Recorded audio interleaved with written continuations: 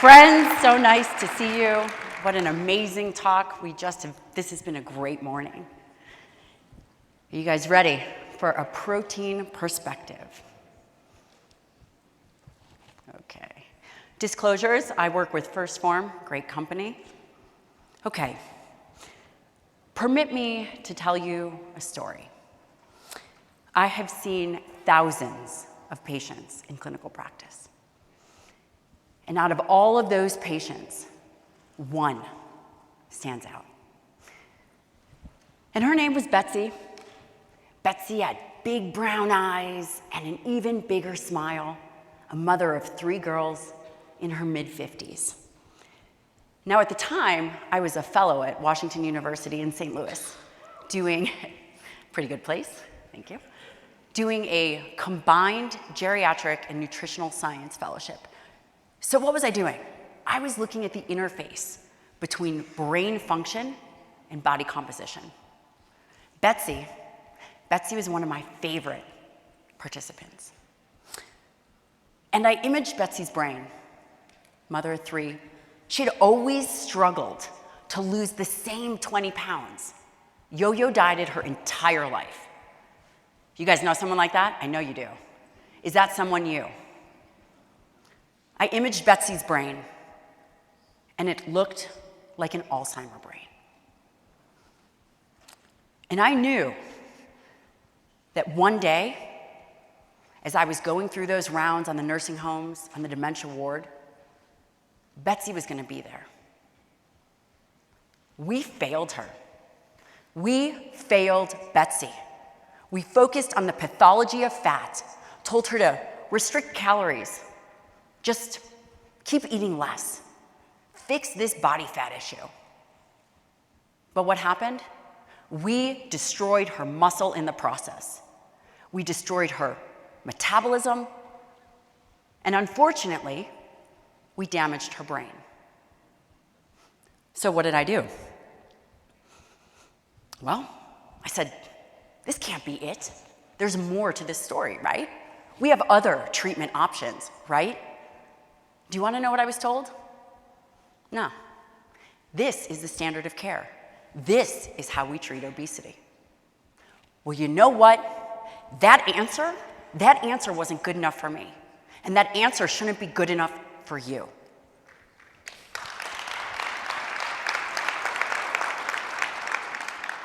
So I dove headfirst into the research, as a research fellow. We have a lot of extra time. And I realized that we got this all wrong, that we had been trying to fix this disease of obesity for the last 50 years. What if we were trying to fix the wrong disease? What if we don't have an obesity epidemic? What if we have a midlife muscle crisis? Something to think about, right? By the end of this talk, you're going to be in it with me. And you're going to know we have been focusing on fixing pathology of fat when we need to focus on the health and the strength of our muscle. And I'm going to tie it together for you in 2 ways. Number 1, you are going to look at skeletal muscle more than looking good in a bikini. Although I know most of you do. Especially my husband, no, I'm kidding. And then the other part of this is you are going to know how to prioritize dietary protein to get the results that you need, to fight for your own health. This brings me to what we can agree on. Right now, we can agree that health is important. The rest, we pretty much all disagree on. Let's bridge that gap, shall we? So, right now, the working models of body composition. Fat-phobic, which is center and prominent. Weight loss, carbohydrates, cardio, symptomology. Body fat is symptomology of impaired muscle.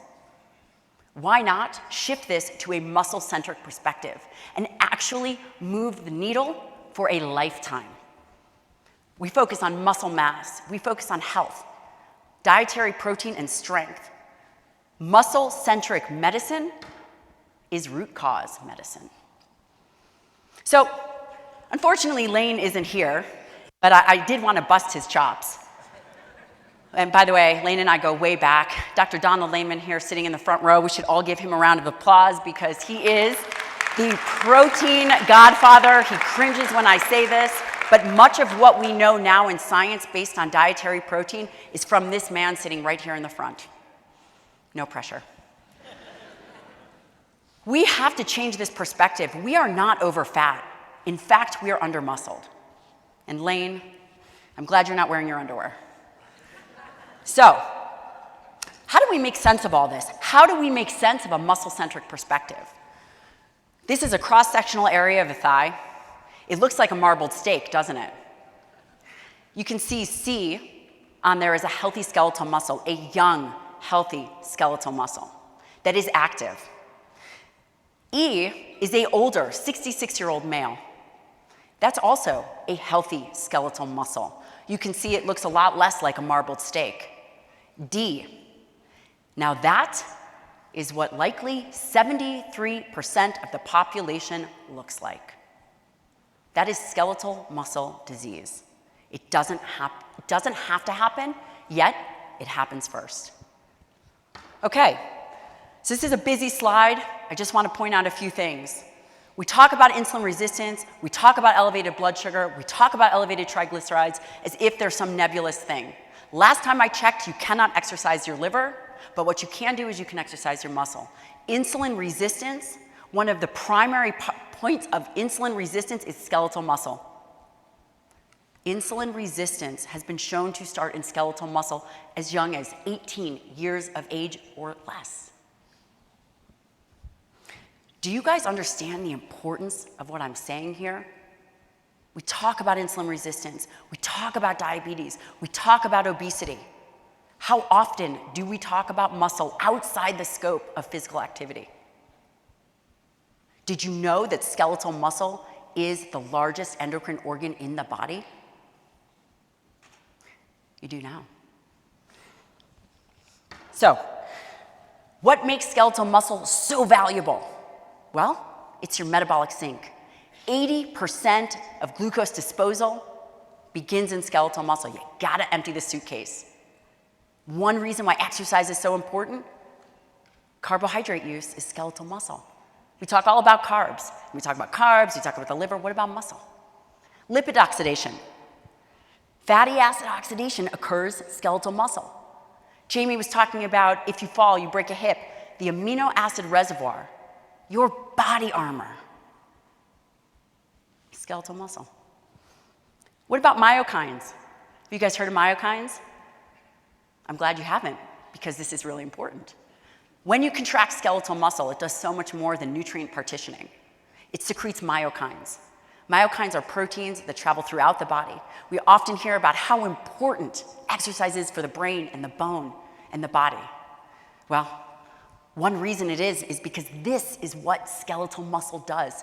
Can you imagine what happens for a lifetime of yo-yo dieting?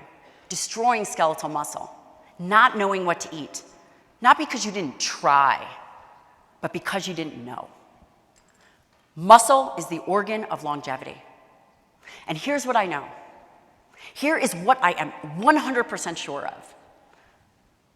Whatever it is that you're fighting for in your life, whatever it is that matters most to you, you will become more capable, you will become stronger, you will become physically and mentally resilient the stronger your muscle is.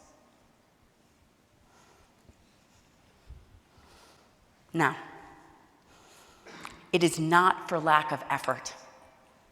I believe that we are all trying to do what we know to be true.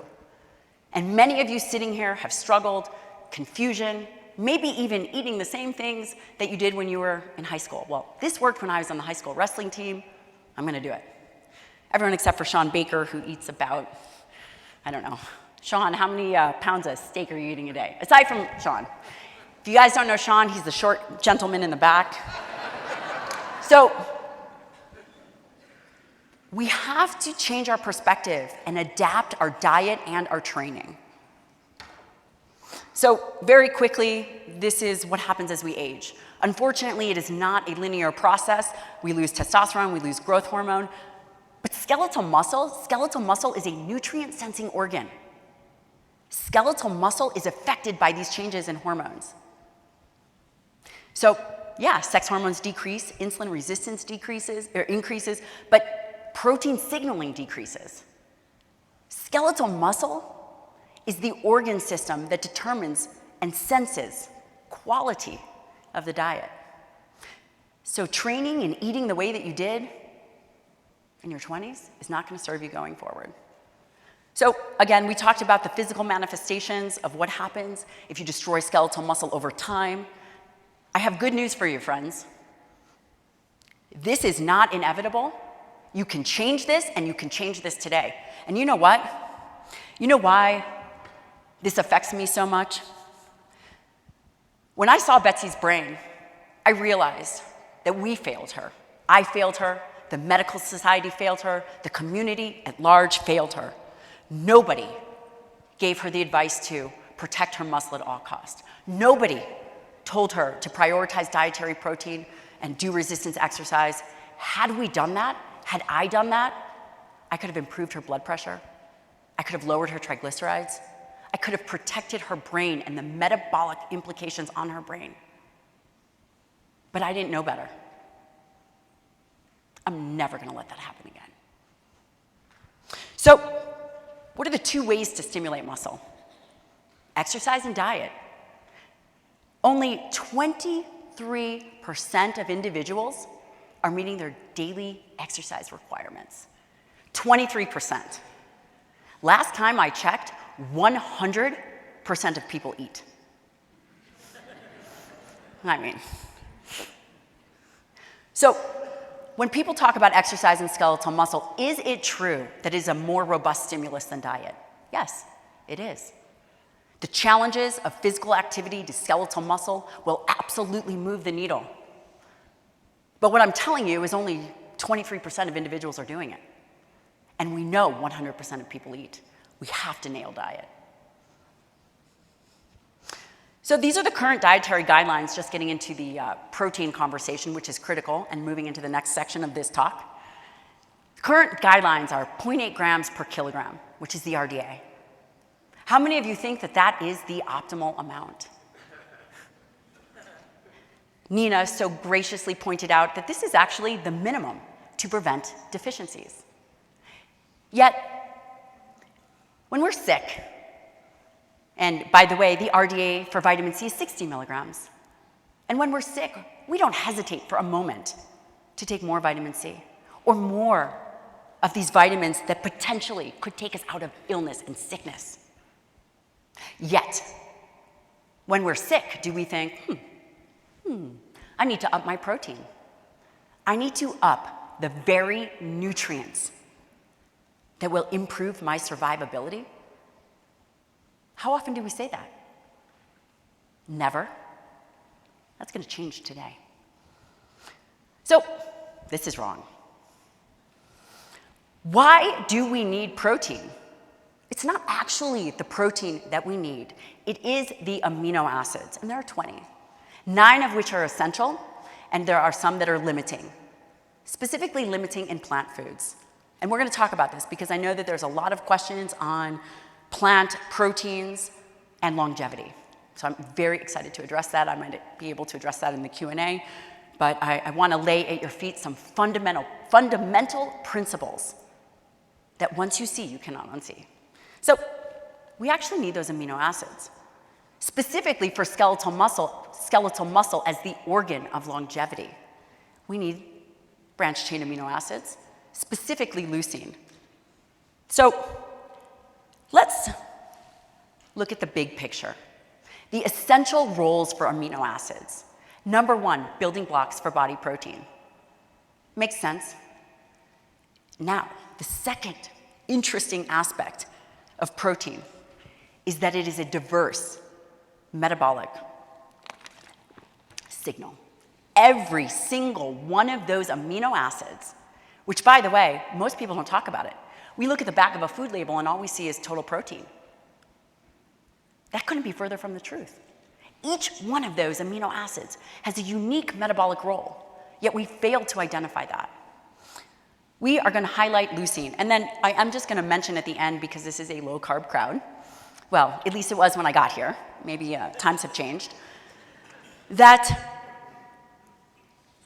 dietary protein does have a very small impact on insulin, and I'm going to mention that at the end. So when we think about dietary protein, oftentimes we think about how much should we eat, how much is good for me, what kinds. This is the typical meal pattern for Americans. Again, potentially not this group, but perhaps if you're keto. Maybe you had a low-protein breakfast. Maybe you had, I don't know, 1 egg and some butter. Maybe lunch, you had a turkey sandwich. And then dinner, you finally sat down with Sean Baker and had your robust amount of protein. What does this do? Well, this is the standard meal pattern. Take a look around. How can we correct that? We can correct it by distributing dietary protein that is high quality. And I'm going to give you absolute take-home advice that you are going to implement at your next meal. We have an opportunity on a meal-to-meal basis to correct metabolic function. That is profound. And this is going to move us into a new frontier of thinking about amino acids, unless you're Don Layman, who's been thinking about amino acids for 40 years. So this is some of the early studies that Don Layman did in adults, in adult women. So this is increased dietary protein modifies glucose and insulin homeostasis in adult women during weight loss. And for the nerds in the audience, which hopefully is all of you, this is a very well done study. I might be biased, but I do know the author, and he's done a pretty good job and has a pretty good reputation of decades. So here's what he did. He had a protein group and a carbohydrate group, and this was breakfast. So breakfast, dietary protein in breakfast, this is where the research is. This is where all the studies, to my knowledge, have been done. Why? You're coming out of an overnight fast. It is easy. There are not confounding variables. So let's see what happened when the protein group, you can see here, is 33 grams of protein, 10 grams of carbohydrates, or 10 grams of, the protein group had 33 grams of protein, 39 grams of carbohydrates. The carbohydrate group had 10 grams of protein and 57 grams of carbohydrates. This sounds like a Wheaties breakfast. What happened? Okay. All he did in this study was adjust and account for breakfast. He changed the amino acids for breakfast. And he's giving me the stink eye, so maybe I got this wrong. I'm just kidding, Don. What happened to body composition? There was an 8% greater weight loss, 18% greater fat loss, and protection of lean body mass. Skeletal muscle is the organ of longevity. You must protect that at all costs. You can protect it by transitioning the way that you are eating and nailing that first meal of the day. What happens? It stabilizes blood sugar, reduces post-meal glycemic response, and there was a 20% reduction in triglycerides simply by lowering carbohydrates and adjusting protein. And an even greater effect with exercise. With exercise, there is an additive effect. Body composition, 11% greater weight loss, 18% greater fat loss, and less loss of lean muscle.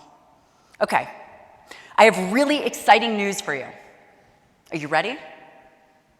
Aging muscle doesn't have to happen. I know he's cringing. It might happen. But it doesn't have to happen in the way that you think, and here's why. We know that there are changes as we age in skeletal muscle. However, those changes, for example, like anabolic resistance, I had mentioned earlier, that muscle is a nutrient-sensing organ. That is the coolest thing that I have heard, aside from Teletubbies with my 3-year-old. So what are you going to do about it? You can improve the efficiency of protein use by increasing the dose. So anyone here who is aging, which is literally everybody, I don't care how good your Botox is, it's happening. How can we make young muscle respond? Sorry, how can we make old muscle respond like young muscle? We do that by increasing the dose of protein. Aging does not impair the capacity to respond, only the efficiency of use. So you can see here, this is an old paper. This is one of the papers that people talk a lot about. It's just nicely done. So a young individual will get a robust response of muscle protein synthesis at 15 grams of protein. If you increase that protein for a more mature, how about that? I'll make it a little bit better for y'all. More mature individual with 30 grams of high quality protein, your muscle will respond like a younger individual.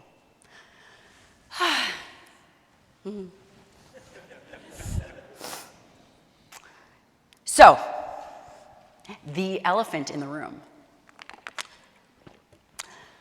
How many of you guys heard this argument? Every single one of you. So what's the deal? Pretty confusing. I'm going to tell you, can you go plant-based if you have enough protein? And can you protect muscle? Yeah. Potentially, you can do a lot of things.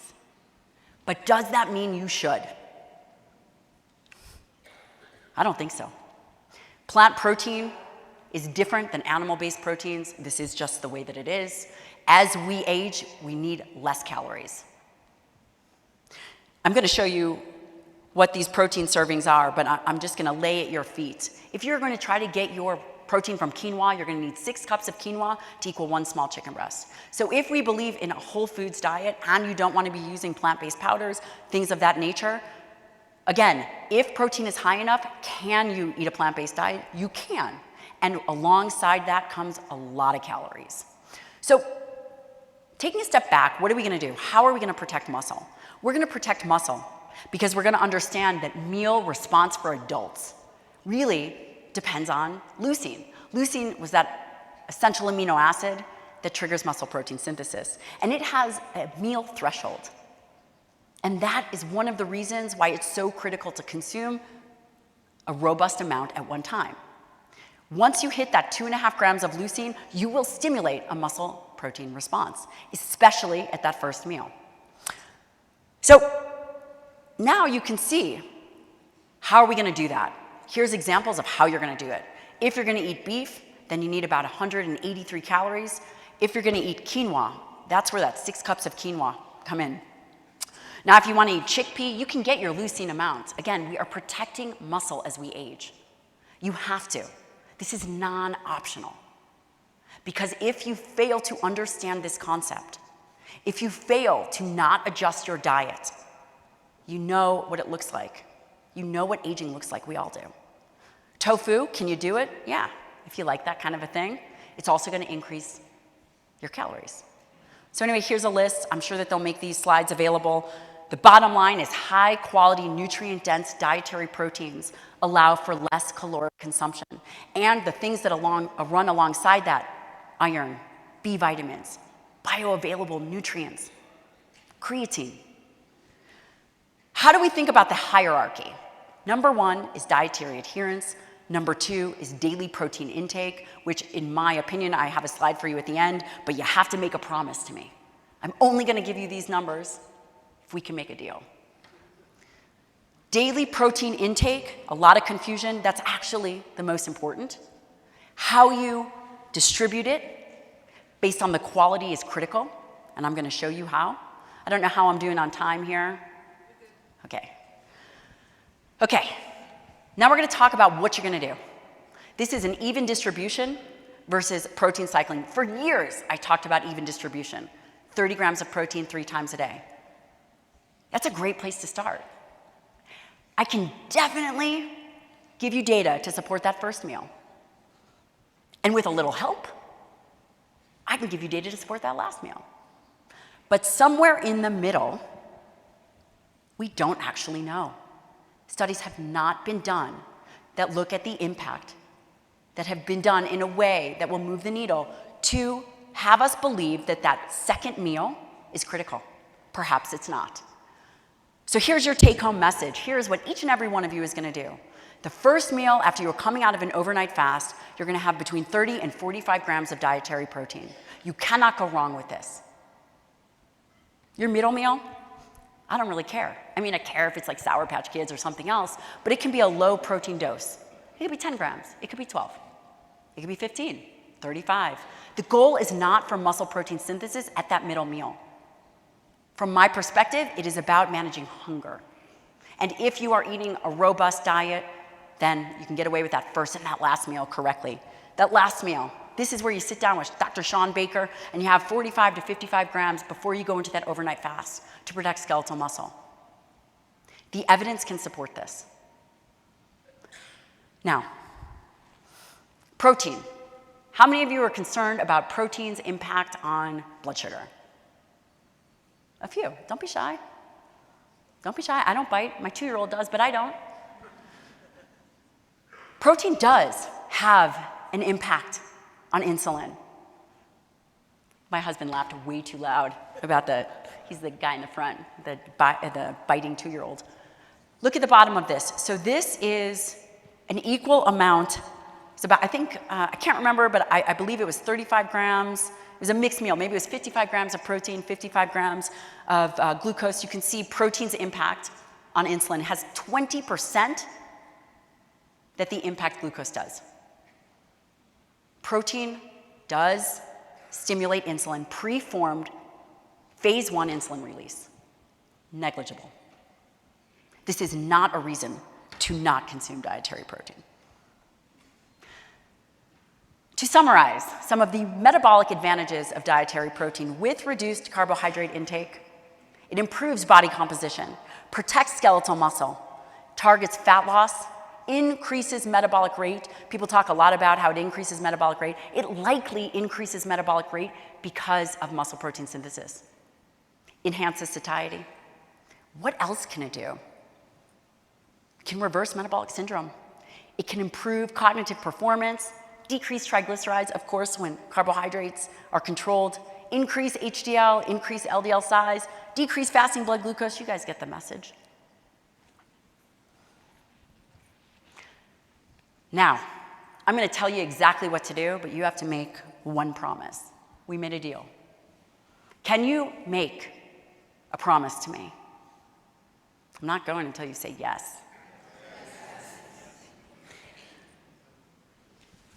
I need you to share this with 3 people in your life.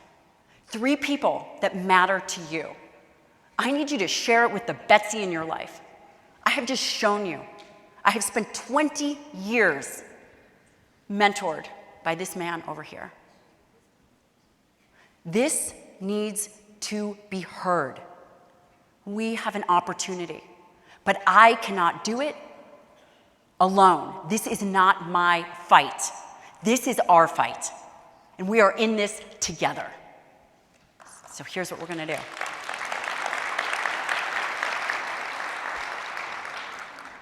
We're going to understand the big picture. How many grams of protein do I need per day? Well, I'm going to say you can start with 1 gram per pound ideal body weight. You're like, that's a little robust. Okay, so you can go a little bit lower. Probably more optimal, 1.6 grams per kg. I don't want anyone going lower than that. I put up here if you're an endurance athlete, strength athlete, but again, 1 gram per pound ideal body weight. Number 2, your grams per meal. You're going to nail it. And you know why you're going to nail it? Because it's so easy. There's a lot of things in life hard. This is not one of them. And finally, you are going to understand the quantity of the dietary protein that you need, the quality of the protein that you are consuming, and how you are distributing. Remember, this is our fight. And it's never too late to start. Thank you.